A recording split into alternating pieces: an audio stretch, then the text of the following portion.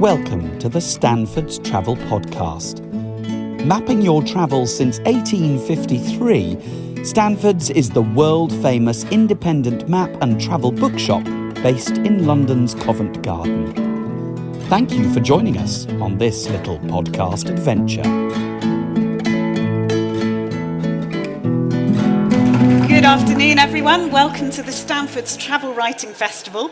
It's my very great pleasure to be joined by Petroc Trelawny, who many of you will know as the presenter of Breakfast on BBC Radio 3. But he's also been involved in various other BBC presenting things over his time. He grew up on the Lizard Peninsula in Cornwall. Now, as someone who's had a lifelong connection to Cornwall myself, I'm extremely excited about spending the next 45 minutes talking about his wonderful new book, Trelawny's Cornwall, A Journey Through Western Lands. Now, Petroc, you start the book in a place that I know well, Plint Church. Yes. Where you are accused rather dramatically of being a fake Trelawny. Yes. And this proves the kind of catalyst for writing the book. Can you tell us about that and why this struck such a nerve with you? Yeah, I mean, I'd always assumed that, Trelawny is one of the great Cornish family names, the Cornish national anthem and Shall Trelawny Live or Shall Trelawny Die. And I thought, well, I'm part of this great Cornish family that stretches back 1,000 years, that had a distinguished bishop, had various kind of people in government, there was a baronetcy, it was a sort of grand Cornish kind of name, and I thought that was my family name. And my dad, when I was growing up, was always a bit vague about the heritage of my great-great-grandfather, who it turned out when I started investigating wasn't called Trelawny at all. He was actually called Green. And he came from Hull, not Cornwall, and didn't really seem to have any Cornish connections whatsoever. So I wanted to find out a bit more about this.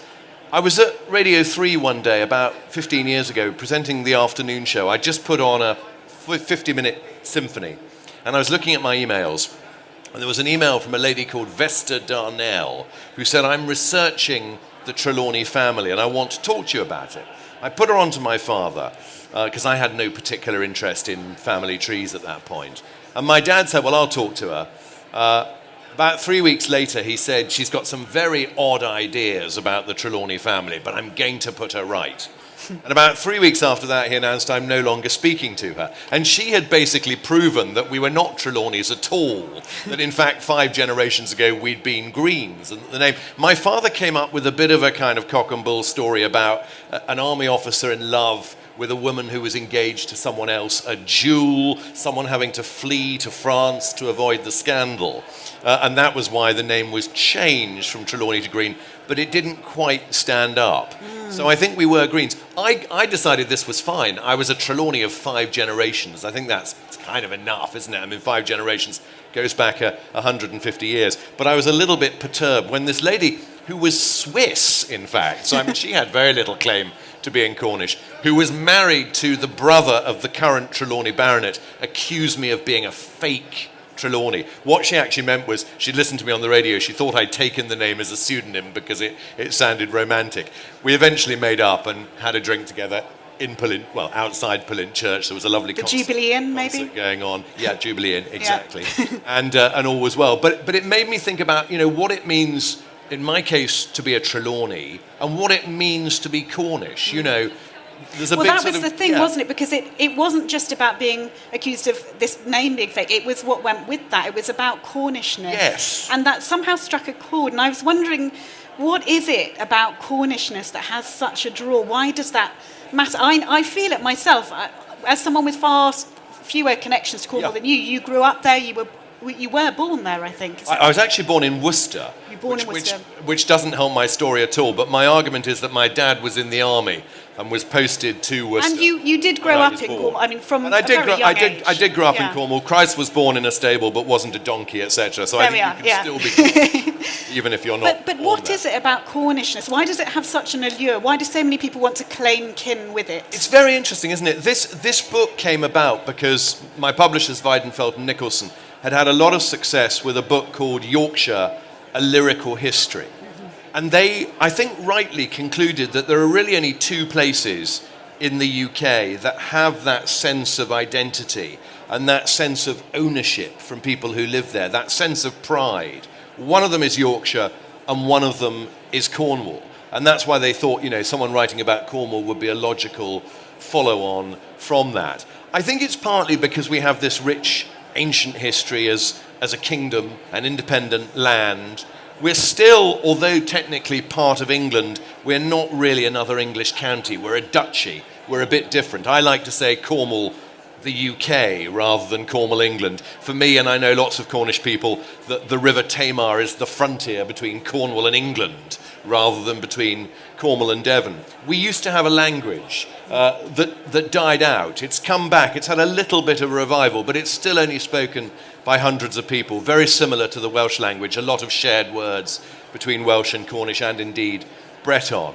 So we have, I think, this identity that makes us very different to just another English county like Devon or Somerset or Hampshire. And I think we're very proud of that, and I think that's where this desire for a sort of slightly different sense of identity comes from.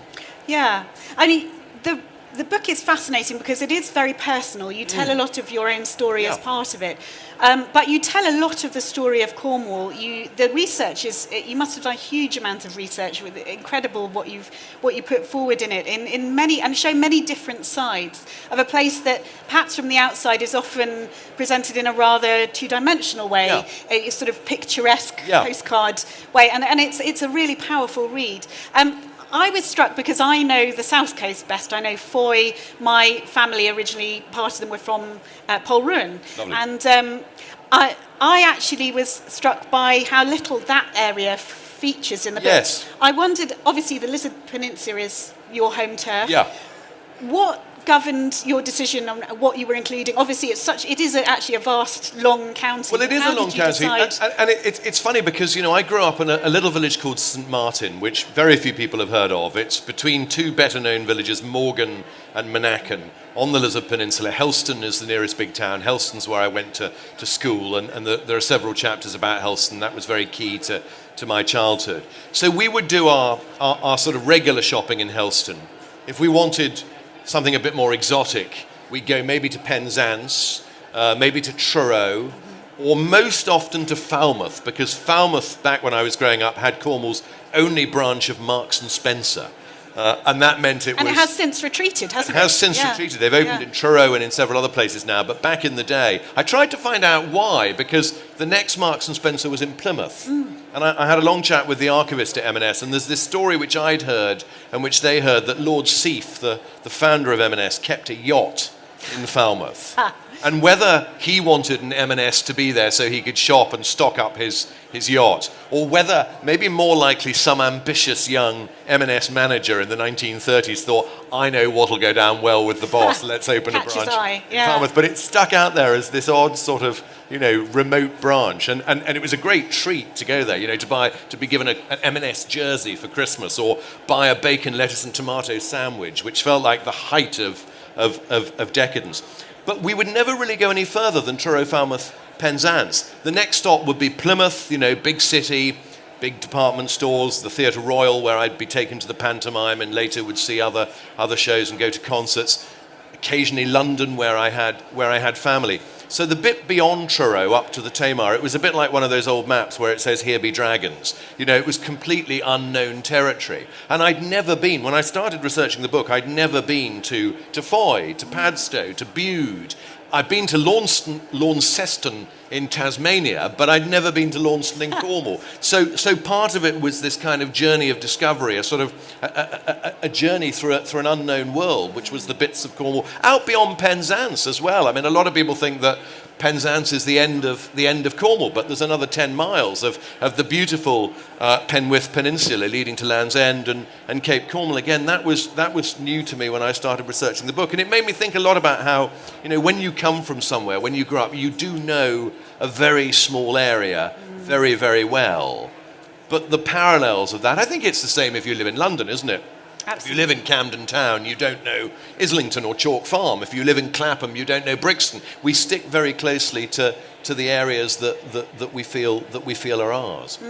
One of the many different aspects of Cornwall you write about really engagingly and taught me a huge amount that I didn't know was about Methodism, about religion. Yeah. I mean, you write about other religions in Cornwall, very interesting as well, but Methodism, you've clearly done a huge amount of research into, and I was struck by the role that played in shaping Cornwall, and things that really struck me, like the Prayer Book Rebellion, and the cruelty and violence that came out of that, which link again to the language. Could you tell us a bit about that? Yeah, I mean, the Prayer Book Rebellion was sort of what killed Cornish, really, as a viable language, because the Bible and the Prayer Book, particularly the Prayer Book, were not allowed to be translated into Cornish. They were translated into Welsh, interestingly, but not into Cornish. Which really meant the end of the Cornish language, because that was the principal method by which it was sort of communicated, and that led to a sort of perhaps distrust, I think, of the Anglican Church, of the Church of England in Cornwall, that never quite went away, and a sense that the Anglican Church was there for the posh people, but it wasn't there for the working class, and Methodism came in and sort of filled that gap. And one of the images, there's one on the front of the book, is a mine engine. I mean, that's one of there's mine engine towers that are scattered all over Cornwall. They're one of the kind of images of Cornwall. But I think the other is the Methodist chapel that you see at a crossroads, in a hamlet, in a village, a great big chapel that maybe seats 1,500 people in a town. At one point there were 650 chapels in Cornwall. There were enough seats that half the Cornish population, 1 in 2, could sit down and attend a service at the same time. There were a staggering... St Kevin, a village near where I grew up, had 14 different chapels, a village of about 1,000, 1,200 people. So I wanted to investigate, because my mum was the local church organist, but we went every Sunday, but the Anglican Church was very dull. I was the only kid there. It was a very boring service. Chapel had junior club and youth club on Wednesday nights, and lots of young people going, and it felt much more exciting. And I persuaded my parents to let me go. And St Martin Chapel was thriving. It had sort of 60, 70 people worshipping there every week. In the early 1980s, there was a great storm, and the roof blew off, and the chapel wasn't properly insured. So the whole village came together to raise the money to replace the roof. 15 years later, it had closed and been turned into a house. And there was this sudden collapse in the 90s of Methodism in Cornwall that had been such a great force bringing people together, and has now almost completely disappeared. There are still a few chapels left, but they're few and far between compared to the numbers there were 25 years ago. And I wanted to investigate what it was that brought about that decline, that sudden crash like that of something that had been, such a part of Cornish identity. And what was your conclusion about that? Well, I think it was partly a generational thing. I think, people used to go to chapel over 3 generations. So particularly farmers, the grandparents would go, the children who were running the farm would go, and they would take their children. And I think as soon as that elder generation died off, it was, well, let's not go this week, let's not go next week, and then you stop going. I think undoubtedly Sunday trading played a big role in it. When I was growing up in Helston, none of the shops opened on Sunday. The local cinema, the Flora Cinema, wasn't allowed to show films on Sundays, and the pubs were shut on Sundays. So, there was that big change towards, Mrs. Thatcher brought in towards 7-day-a-week shopping and being able to live life 7 days a week. And I think the chapels were also very political. I mean, they had these wonderful lay preachers who were often great men of theatre, and women of theatre too, who would preach thrilling sermons, sometimes sort of hellfire and brimstone, but they'd often preach about women's rights or nuclear disarmament or the disparity of wealth between Europe and the rest of the world. They were big subjects that they covered each week, which made it kind of interesting and stimulating. And I think that sort of moved off into different agendas. People started, looking for that sort of stuff from different places. And all of those things came together that it just suddenly didn't feel part of modern life. I mean, the chapels that are still there, by and large, are doing amazing work now. Helston Chapel, for example, runs a massive food bank, runs a big clothes exchange, has a furniture exchange scheme, is open to provide advice to people over housing issues and legal issues and so on. So they've found a new role, but there are just far fewer of them left. Well, you mentioned the Flora Cinema there, and something you do write about in the book is music. Yes. And in particular, I mean, you mentioned Brenda Wooten, who I think you play occasionally on Radio 3. I do, yeah. As the voice of Cornwall. Yeah. But something that particularly fascinated me was the Flora Dance, which you write about. The Flora Day is a day in Helston. Yeah. And you, at the age of 17, had the honour of being the town crier. I was the town crier, yeah. Who's been to Flora Day? Has anyone been to Flora Day? Yeah, and a Cornish tartan scarf as well. Anyone else? Yeah, a couple of people. Well, listen, if you're planning your trip to Cornwall, I would endorse taking in May the 8th in Helston, because it is an absolutely wonderful day. It's basically a sort of festival of spring and new beginnings. And there are a series of dances through the town. The first one is Harland Toe, isn't it? Well, the dances are at 7 o'clock. 10 o'clock is the children's dance. Midday, the noon dance, which is full of the men wear top hats and tails and the women wear floral dresses. And then first thing in the morning is this sort of little mystery play, really, that's done in lasts about 10 minutes. It's done in 8 different locations around the town. And one guy had been the town crier. I think he did it for 40 years. But 1 year he was away and I got to be the town crier. So there's a postcard that was doing the rounds until quite recently of me sort of looking rather fat as an 18-year-old. I was 18, I think. 18. No, I was 17. I think it was still 17, yeah, because that's what my I birthday is later on in May. Wearing a pair of sort of a sort of town crier's coat and a white sort of shirt and a jabot and a sort of pair of tights, ringing my bell to proclaim the start of the Halland Tow in Cornish and English. And it is the most wonderfully celebratory day. And the site, Helston, is a very, very pretty town with these beautiful narrow streets that people dance through. And if you buy, there are about 10 houses in Helston that have in the terms of the property that you have to allow the dancers to dance through the house. So if you buy one of these houses, you very quickly get a visit from the Flora Day committee, making sure that you're up to allow the dancers to pass through. And it is the most wonderful thing. The Helston Town Band play this wonderful tune that I think they play, thousands of times over the day. And it's a lovely way to start the summer. And it's a tune that's never been written down, has it? Although I think Terry Wogan released a not very good version of it. Yeah, well, there's the official version, which is very tightly controlled, and only Helston Town Band and Porthleven Town Band have the notes of it, and they play it on Flora Day. And then there's a sort of paraphrase of it that's almost the same but different, that Brighouse and Rastrick Band had a massive hit with in the 1970s. It was number 2, I think, for 6 weeks in the charts. Mull of Kintyre by Wings was number 1. And then Terry Wogan released a sort of sung version of it. And there's a very funny bit on YouTube of Terry Wogan on Top of the Pops singing it and sort of losing the room and all these mystified people looking at him and sort of throwing flowers at him. It's as he realizes this isn't going very well. It's worth Googling because it's very entertaining. Now, something you write about is the effect of tourism on Cornwall, and that obviously many people sitting here maybe think about visiting Cornwall, and in particular the effect of the second home epidemic in Cornwall, the wave of second homes. You describe certain parts of Cornwall being held in seaside fantasy mode, and a place that really stands out in your book is Helford, a place that's almost been held hostage by gentrification. There was an attempt by fishermen to get a jetty built that was blocked by 200 letters, more than half of which came from outside Cornwall. Yes. And so fishermen can no longer operate from the town. Yeah. I mean, can you tell us, you said in that chapter, you say, I felt as if Helford was half dead, punished for its beauty. Yeah, I mean, if anyone knows Helford, it's a really gloriously beautiful village. Sort of the creek of the Helford River out at the front, a tributary of the river running through the centre of the village. Really breathtakingly pretty cottages. Lots of them have little quays leading onto the water. A very pretty thatched pub, the Shipwrights, which is a very good place for a pint and lunch.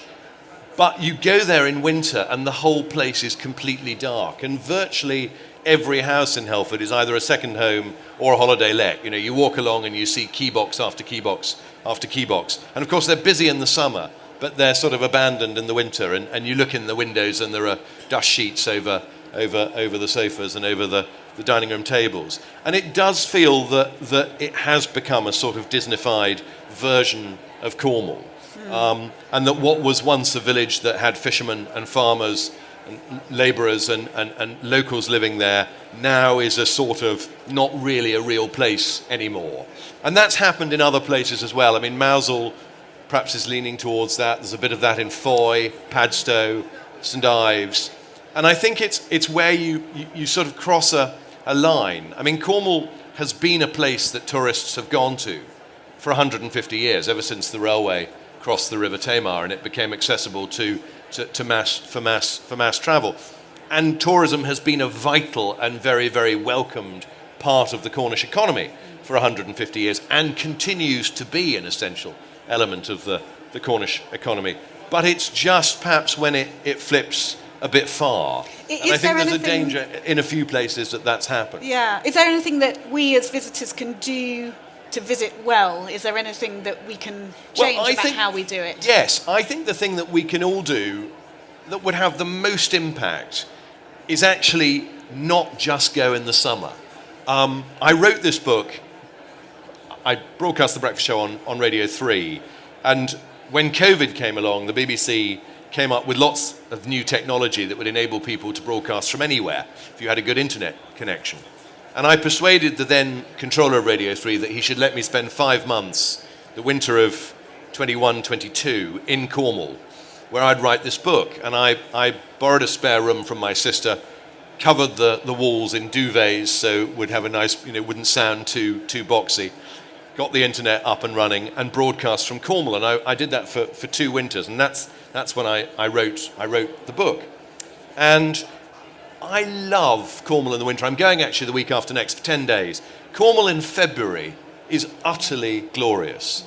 And yet there are no visitors whatsoever. To walk in the woods at Helford, for example, and see, the daffodils, just glorious yellow, filling every inch of bank. By the time you get to the end of March, early April, you've got that extraordinary shimmer of blue from the bluebells. If you walk in the coast path in November, as I often do, you can walk those really famous stretches of the coast path, maybe, Porthcurno to Land's End, for example, or around from St Ives either way, either north or south, and have the coast path pretty much to yourself. I mean, I walked at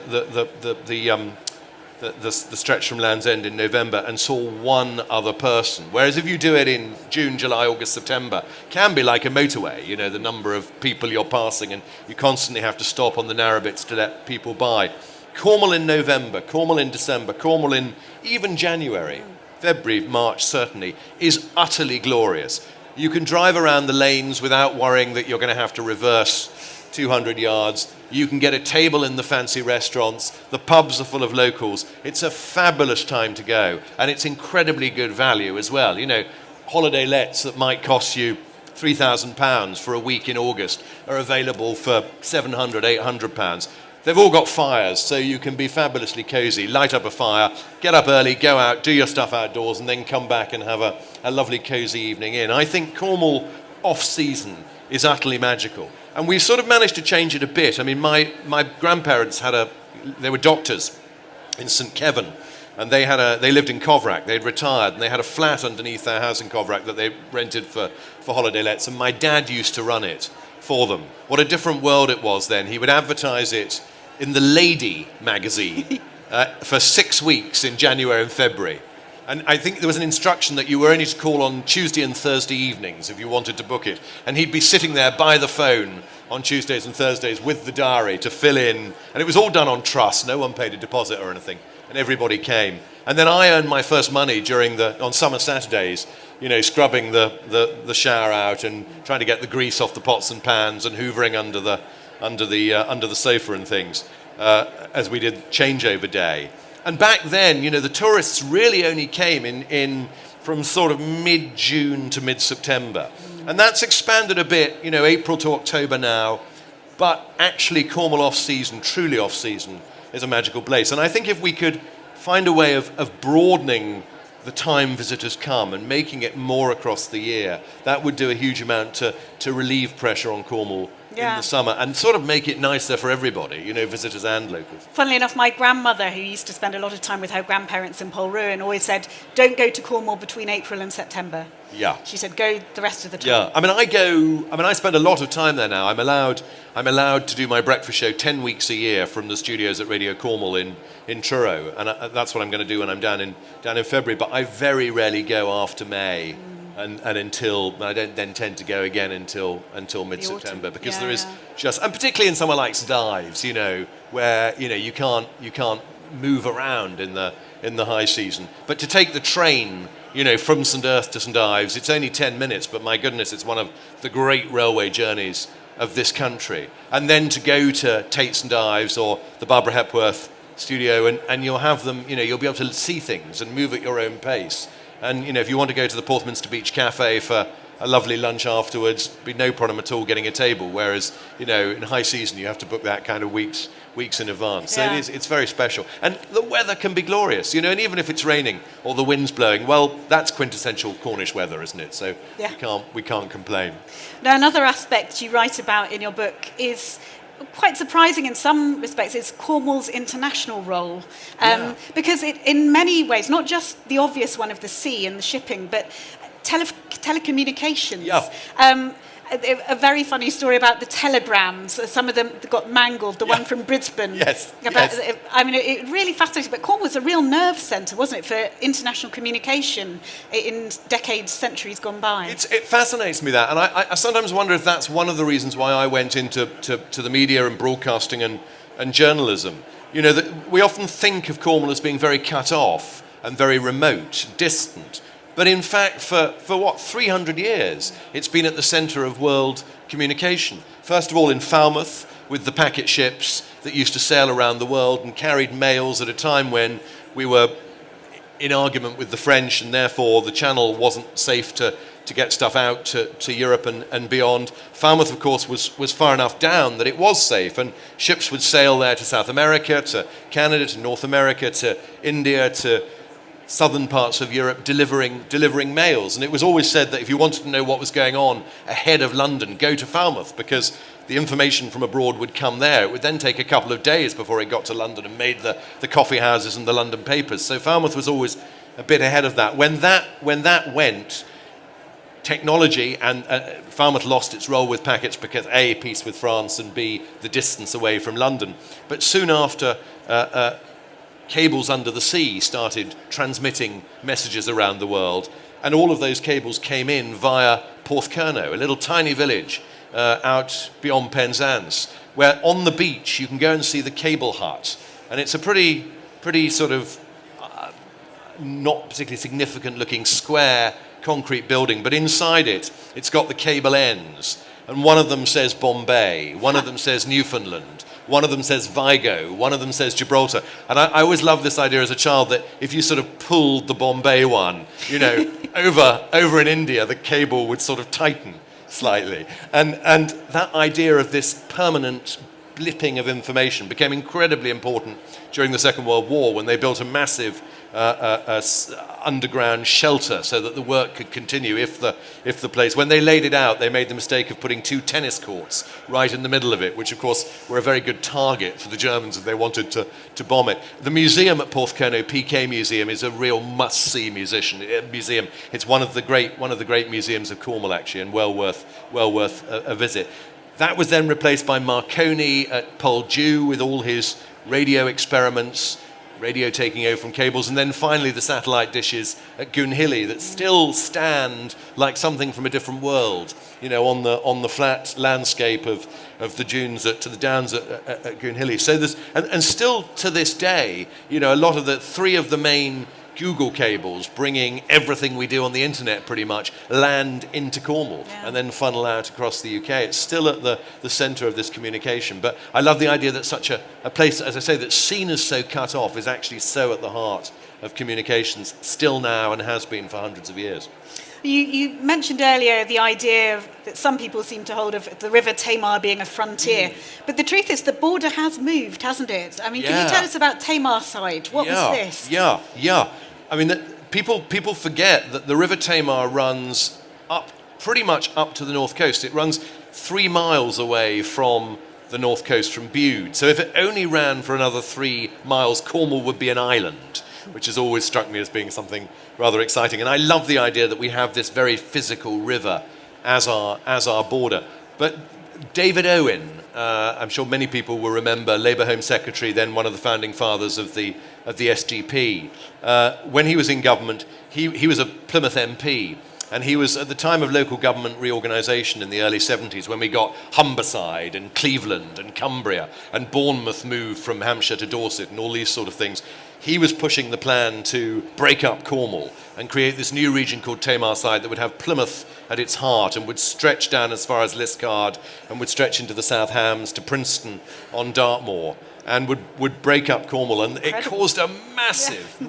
Like, I'm not surprised. Yeah, Stushy in Cornwall, as you can imagine, the leader of Cornwall Council instructed the civil servants in County Hall that they were not to accept any telephone calls or telegrams from Plymouth. If any communication came up with the Plymouth dialing code, it was not to be answered. And the fight went on, and it was it nearly happened. But at the last minute, it was defeated. But this came up again recently because Cornwall has 6 MPs. But really, we've got more people than can be covered by 5 MPs, but not quite enough for 6. And there was a proposal under David Cameron that there should be another constituency that would half be in Cornwall and half be in Devon. And again, that can't have a constituency that links Cornwall and Devon, and again, that battle was won. And I think Cornwall now is pretty safe. There's talk of a mayor of Cornwall, which has again split opinion, but I think Cornwall's fairly safely now confined with the border of the Tamar. There's no risk of Devon trying to get a bit of us. We're going to go to audience questions in a moment, but I just wanted to ask you, Petroc Trelawny, I was going to call you Trelawny there.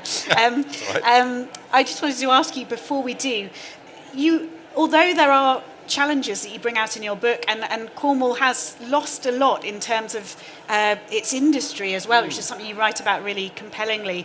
But you are very optimistic. I think about, and you interview a number of people who are working in different ways to regenerate or to bring new ideas in. What do you see the future holding for Cornwall? I think it is very exciting for Cornwall. I mean, I think that technology, that high-speed internet, which Cornwall has, if you've got good internet, it's very good in Cornwall. Some people haven't, but it's increasingly high speed, and that is enabling people to do the fact that I can broadcast from there very easily, and that is opening up Cornwall a lot in a very good way, and allowing people who want to invest in it and set up businesses there. Lithium, I think, is going to be very exciting. Lithium, which is a key part of batteries for mobile phones, for electric cars. There is a huge amount of lithium under the ground in Cornwall, in the granite. And there are 2 companies now who have got a lot of seed funding, and I think that's going to happen quite soon, looking at ways of extracting the lithium. We desperately need our own supply of lithium. At the moment, we're reliant on China and Brazil and Australia, and we really, particularly with the way of the world, need to have an independent supply of it. With lithium, probably the tin price, tin was the big mining product along with copper in Cornwall. The last tin mines closed in the 1990s, but the tin price has now shot up. Tin would now be worth extracting if it can be done at a certain price, and it can probably be extracted alongside lithium. So with a bit of luck, that'll bring some serious industrial jobs back to Cornwall, perhaps a processing plant for the lithium as well, so that those jobs, which are now, much more skilled, better paid jobs than they would have been in the old days of mining, I think they're very, very give reason for optimism. We also have a university. When I was at Helston School, our sixth form common room had a shelf with all the prospectuses of universities around the country, and the nearest place really was Exeter. Plymouth had its Poly. All my friends went to Liverpool, Southampton, Newcastle, London. now, 10 miles away from where I went to school in Helston is Falmouth University.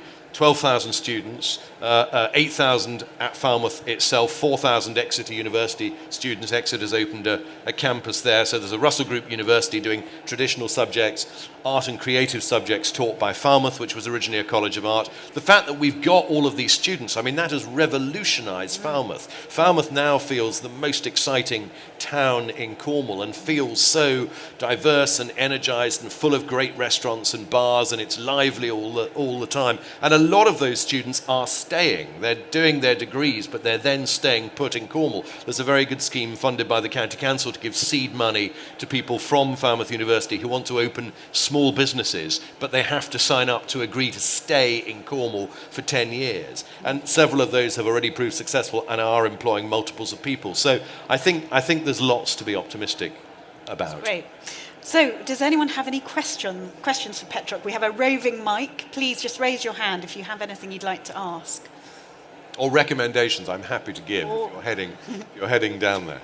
I must ask you, Petroc, jam first to test your Cornishness. Jam first or Well, first? do you know, I can't get excited about that. I sort of slightly think if you want to put jam on first or if you want to put cream on first, do whatever you like. I think that's a true Cornish. I feel there are bigger issues as long as it's Cornish clotted cream, and really it shouldn't be a scone. I mean, the traditional traditional Cornish cream tea is a split, which is a light, very light, and hard to get red roll, very hard to get, very hard to get. And actually, if once you've had a cream tea with a split rather than a scone, you will never go back because it is a much better cream tea. I agree. I heartily agree. Yeah. Oh, we have a question. Petroc. Hello. It's Jim. Hello, Jim. Hi.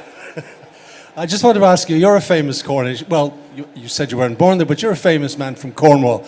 Are there any famous Cornish people living and dead that we should know about and we mightn't know about? Yeah, I mean, I think lots. I mean, particularly in the sort of field of science, Humphrey Davy, for example, the son of a Penzance farmer who worked in the local chemist, became one of the great inventors of his day. Richard Trevithick, who invented the steam engine, for example. Then, you know, in the field of the arts, we talked about Brenda Wotton, who you know, was hugely famous in France, very famous in Cornwall, but sort of unknown in England. You know, she would play the great theatres of Paris, and then she'd come back to do her Sunday morning request show on Radio Cornwall. She has a wonderful song, actually, about Humphrey Davy, which brings that together. People who have passed through Cornwall, Malcolm Arnold, the composer who I write about, who came to Cornwall because he married again. His second wife, was a bit concerned that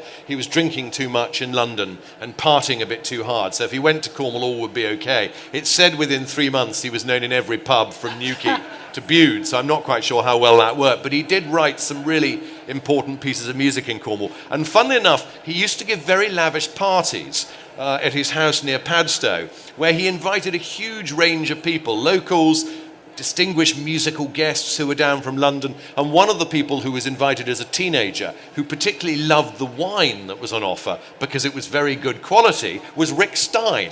And Rick and I had a lovely trip to the house that Malcolm Arnold lived to make a film for the last series of Rick Stein's Cornwall, which is on BBC iPlayer. It went out again a couple of weeks ago. And he's an example of someone who really went to Cornwall and found a huge amount in the landscape and in that sense of difference, that sense of otherness, that sense of independence. He became a bard of the Cornish Gorseth, wrote his Cornish dances, which I think are the great piece of classical music. In the end, his wife decided that Cornwall wasn't doing him any good, so they moved to Dublin, which feels to me slightly, you know, out of the frying pan into the fire, but there we are. There's also, I don't know if you've come across Angeline Morrison. She's a black British musician from Cornwall. Yeah, absolutely. Songwriter. She repurposes folk songs from Cornwall and other parts of the UK. Incredible voice. Yes, and that sort of, you know, diversity is something that I wanted to talk about. You talk about the Muslim community. Yeah, I mean, and also the Jewish community. You know, it's amazing. There was a synagogue in Falmouth and in Penzance in the 19th century. There's still a Jewish burial ground in Penzance. As early as the 17th century, 2 pubs in Falmouth had a locked cupboard that had kosher cooking items within, because of this sort of international sense of traders coming, and particularly around the shipping in Falmouth. That's sort of, that community has gone now. It's sort of really, the synagogue's closed at the end of the 19th century, but now one of those Methodist chapels I was talking about, the one at Quenchwell, has now become the Cornish Islamic Centre, largely made up of a community of people who either run Cornwall's Indian restaurants. The guy who is in charge of it's not a mosque, doesn't have the full mosque status, but runs a couple of restaurants, one in Penzance, one in St Austell, and doctors at Trillis Hospital in Truro. So it's curious, because we think of it as being, perhaps not such an international place, but it definitely has these fascinating communities within it. We've got one more question. I think we've got time for just one more. Petro, Mick Fleetwood is Cornish, isn't he? I think that's right, yes, I think that is right. And Roger Taylor of Queen is Cornish, because he was at school with my brother. So I can definitely confirm that, yeah. And Tim Rice is he's actually a permanent resident of Helford, so he's one of the ones who spots that the lights aren't on. We may have one chance for one more. There we go. Hello, you spoke about your name, Trelawny, but can you tell us about Petroc? Yes, Petroc is one of the 2 patron saints of Cornwall, there's St Piran and St Petroc. Petroc was born on the Pembrokeshire coast, shared a mother with Patrick. Patrick, of course, went to Ireland, and we all know what he achieved there. Petroc wasn't quite so successful. He got his coracle and went to Cornwall to do his holy work there, and perhaps wasn't quite as impressive as St Patrick was in Ireland. But I'm the youngest of 5 brothers, William, Andrew, Jonathan and Christopher, good Cornish names. My first name is actually James, but my grandmother was going through a great Cornish nationalist phase when I was born, and she harangued my parents into giving me a Cornish name, which I understand was literally added on seconds before I was baptised. So at that point I became Petroc, and I was always known as Petroc. But I remember when I was going to secondary school in Helston, my parents said, "Oh, I think I'm not sure you should be Petroc. You might get teased. You should be James." And I sort of stuck with Petroc. And then my first job was working for the BBC in Exeter, and the head of the BBC in Exeter said, "You can't be Petroc on Radio Devon. That's far too Cornish. You're going to have to be James." And I said, "Oh, okay, I'm not sure." And then he went away for 2 days, and by the time he came back, I was on air with Petroc, and thank goodness. And it's stuck ever since. So it's my third name, but it's the name I've always used. But I got it sort of slightly accidentally.